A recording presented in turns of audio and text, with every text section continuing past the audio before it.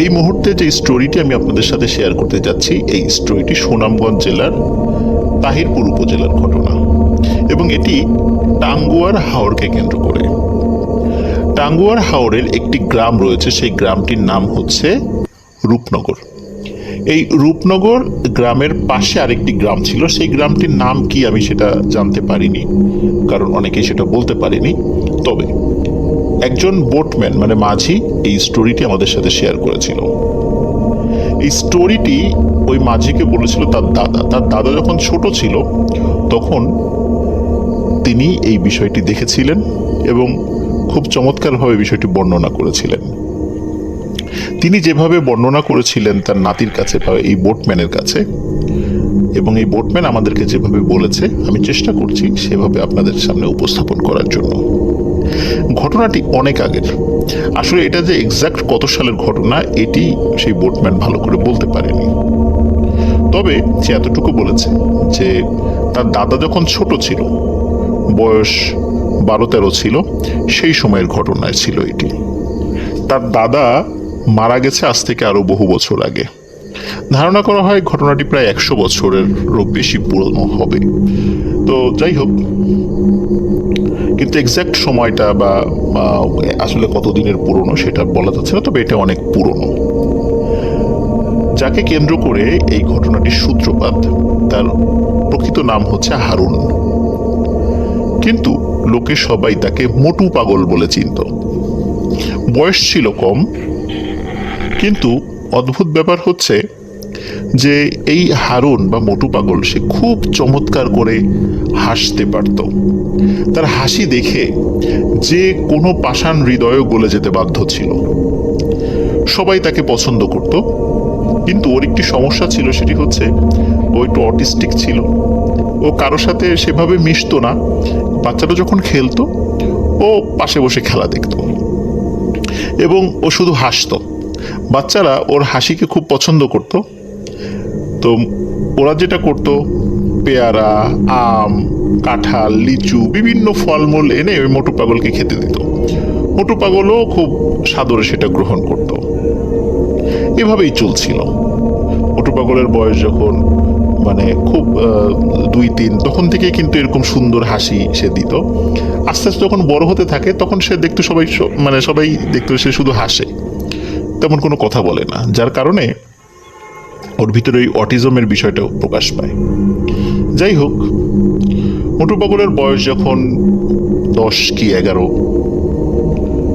সেই সময় একটি অদ্ভুত বিষয় পরিলক্ষিত হয়। কোনো একদিন মোটু পাগল সকাল থেকে আর হাসে না। কি হয়েছে, কেন হয়েছে, কেউ কিছু বুঝতে পারে না। মোটু পাগল আর হাসে না।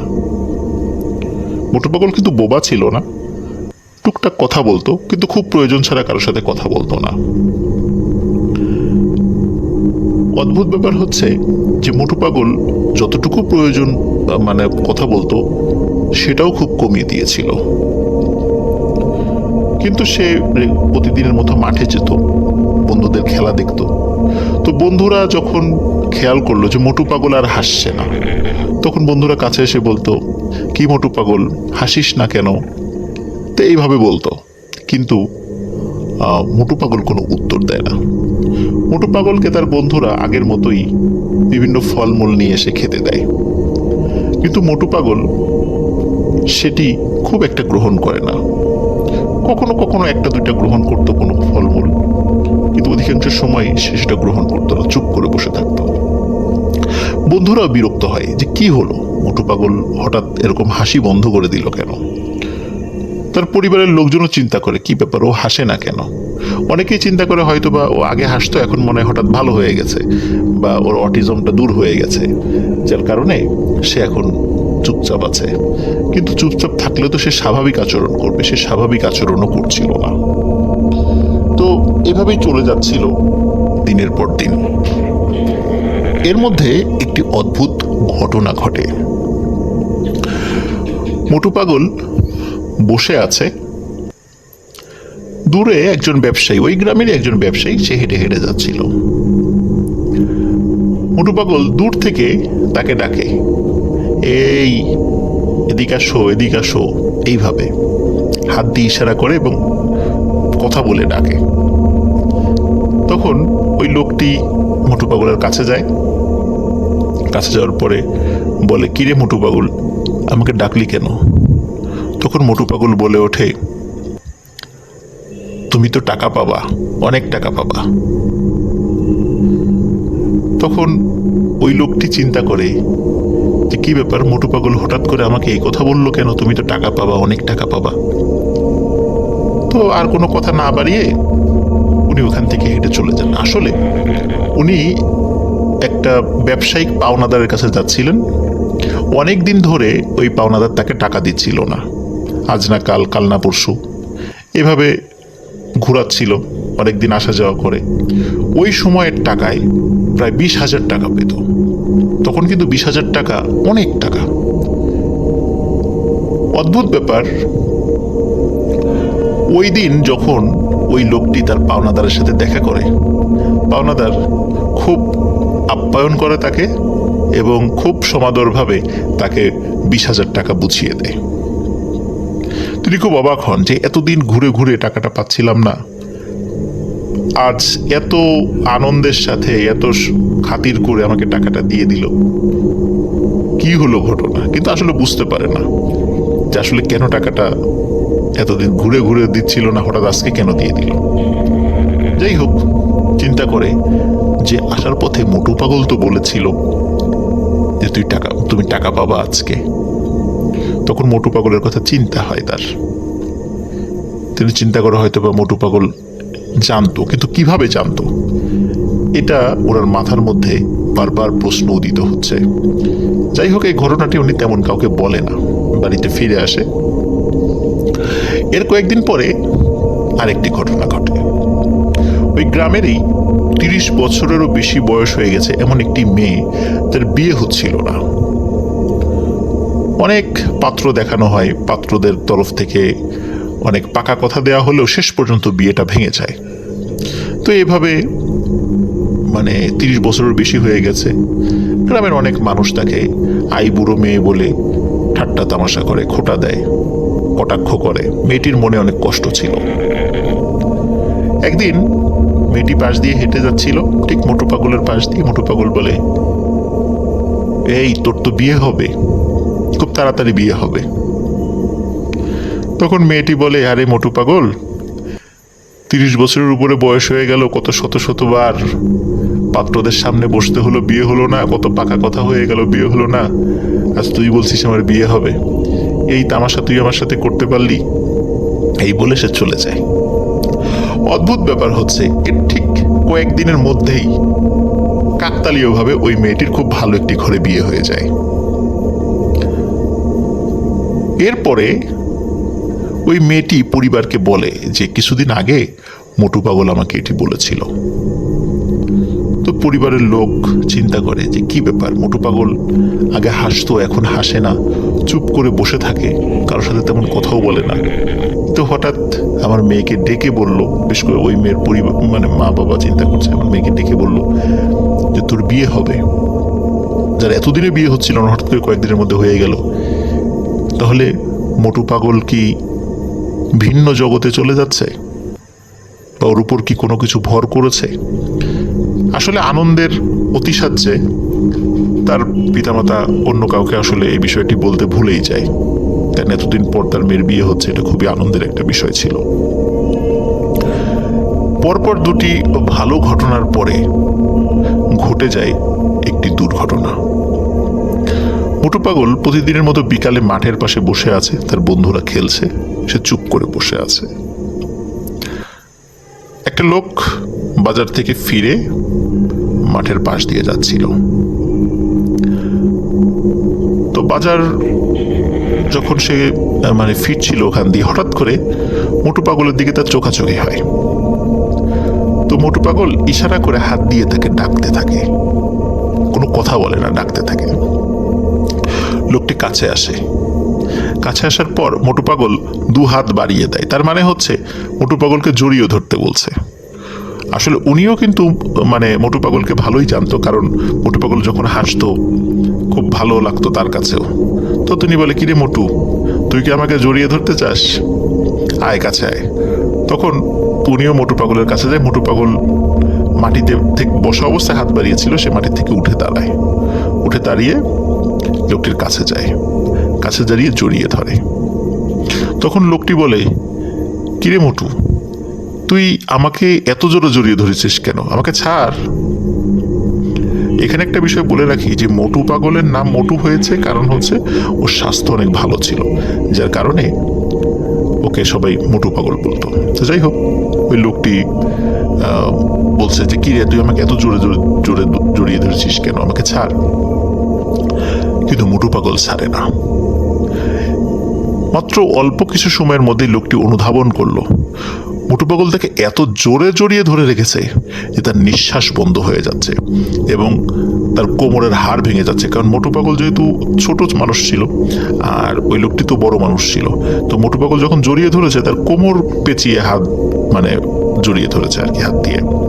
তখন ওই লোকটির মনে হচ্ছিল তার কোমরের হাড় ভেঙে যাবে। লোকটি চিৎকার করতে থাকে।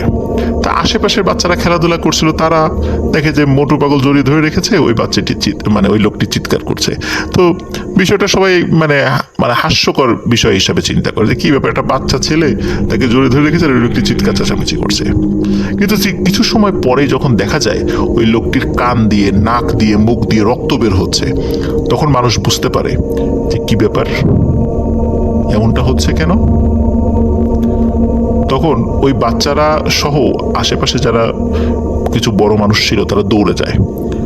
4-5 জন মানুষ মিলে কোনোভাবেই মোটু পাগলের হাত ছাড়াতে পারছিল না ওই লোকটির কোমর থেকে।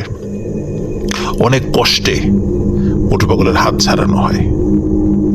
আর ওই সময় মোটু পাগলের মুখে বেশ কিছুদিন পরে অদ্ভুত হাসি দেখা যায়, কিন্তু সেই হাসিটি আগের মতো সুন্দর নিষ্পাপ ছিল না।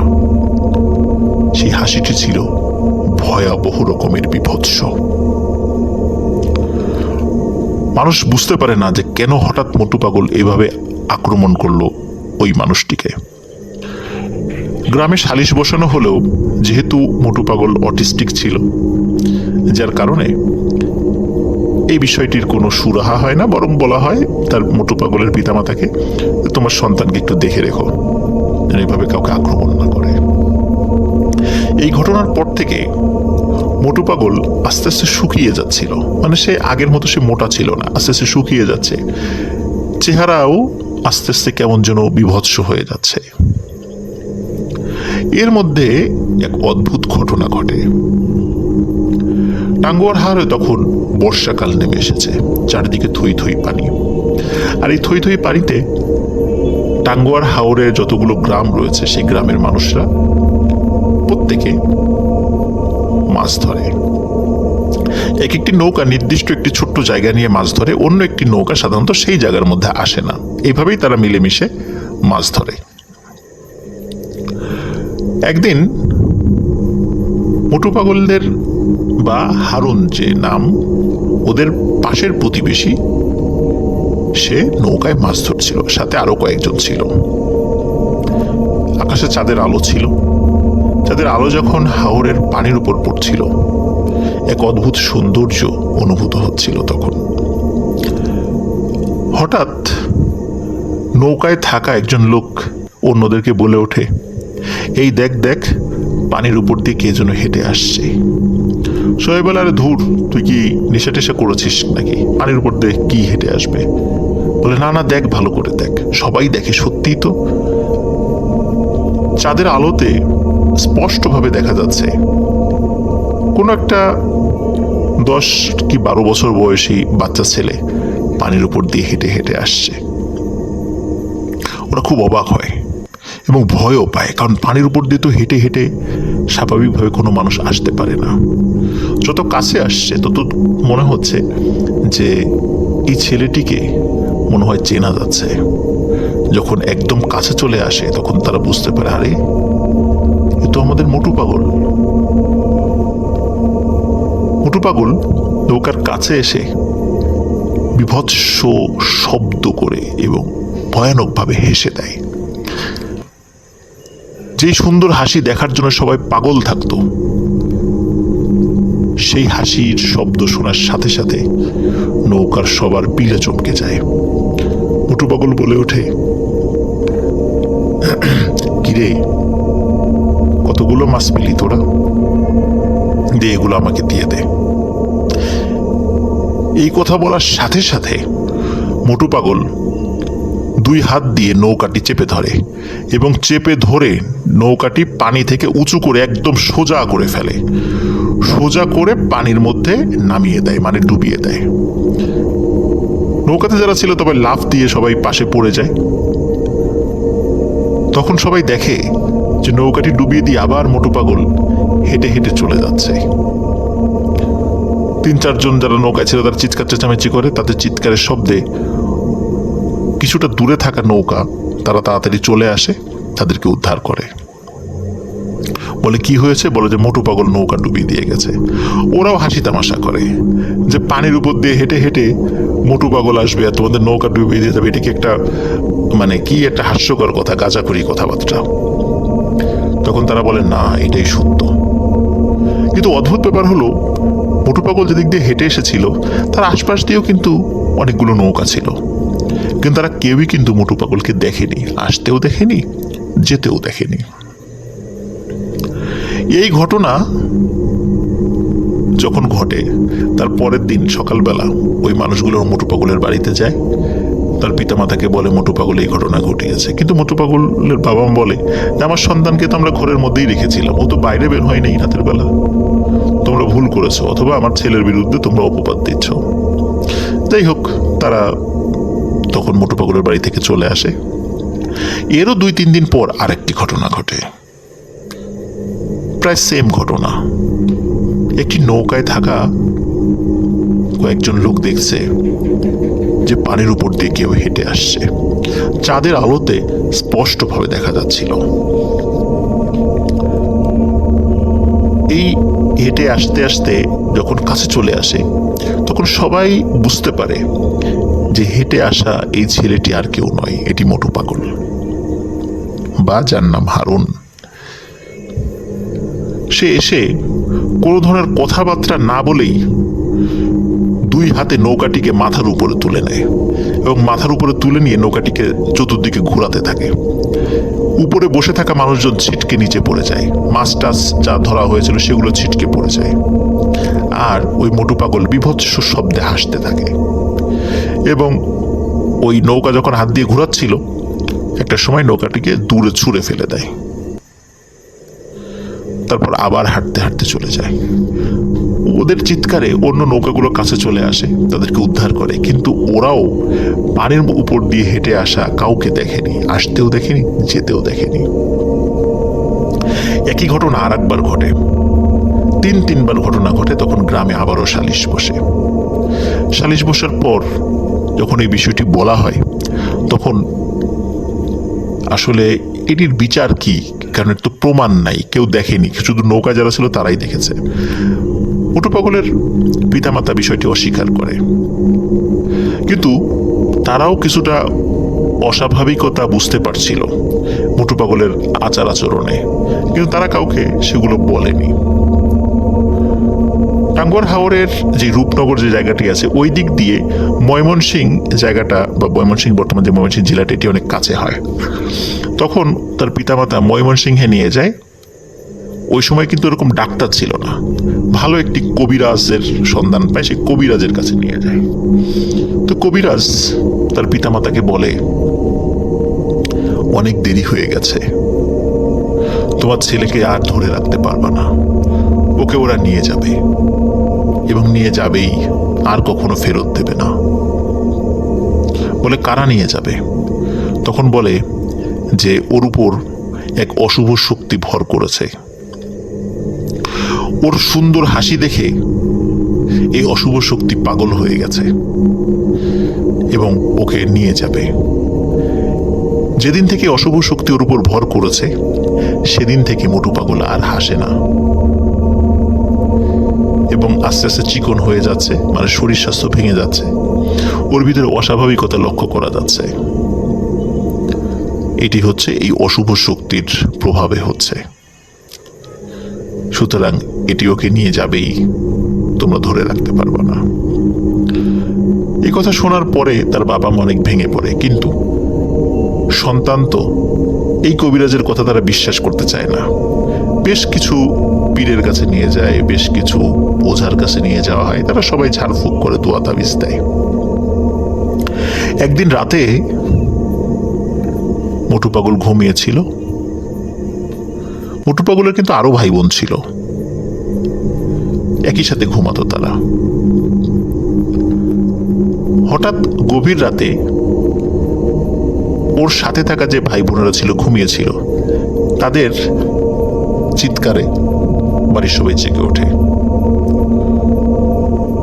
বাবা মা যখন ওদের রুমে যায়, গিয়ে বলে কি হয়েছে, বলে যে হারুন ভাই তো নাই, হারুন ভাই কোথায় গেল। ওরা বলে যে ঘরের মধ্যে অদ্ভুত একটা শব্দ শুনেছিল, তারপর থেকে আর হারুনকে পাওয়া যাচ্ছে না। সবাই চিন্তা করে হয়তো বা কোনো ওয়াশরুমে গেছে বা অন্য কোনো কারণে বাইরে যেতে পারে, যেহেতু গ্রামের ওয়াশরুমগুলো ঘরের বাইরে থাকে। খোঁজা হয়, অনেক খোঁজা হয়, হারিকেন দিয়ে মশাল দিয়ে সারা রাত ধরে চতুর্দিকে খোঁজানো হয় মানুষদেরকে দিয়ে।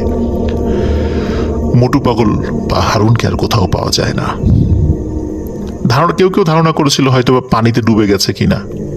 আশেপাশে আসলে হাওর এলাকা, অনেক পানি চারদিকে, কোথায় খুঁজবে। চিন্তা করছে হয়তো বা ডুবে গেছে, লাশ ভেসে উঠবে, না, লাশও পাওয়া যায়নি। মোটু পাগলের আর কোনো সন্ধান মেলেনি। কোথায় গেছে, কারা নিয়ে গেছে, কেমন আছে, আর জানা যায়নি। আমাকে সেই বোটম্যান বলেছে যে মুক্তিযুদ্ধের আগে ওই পরিবার সুনামগঞ্জের শাল্লা উপজেলার দিকে চলে আসে এবং তারপর থেকে তাদের কোনো খোঁজ খবর আর কেউ জানে না। আছে হয়তো বা তারা শাল্লাতে আছে, খোঁজ নিলে পাওয়া যেতেও পারে। সবাইকে পাওয়া গেলেও ওই মোটু পাগল আর হারুনকে আর পাওয়া যাবে না, কারণ তাকে কেউ নিয়ে গেছে। কোথায় নিয়ে গেছে, মোটু পাগল কেমন আছে, আমরা জানি না, হয়তোবা জানতেও পারবো না কোনোদিন। এটি ছিল ঘটনা। সবাই ভালো থাকবেন, সুস্থ থাকবেন। আসসালামু আলাইকুম।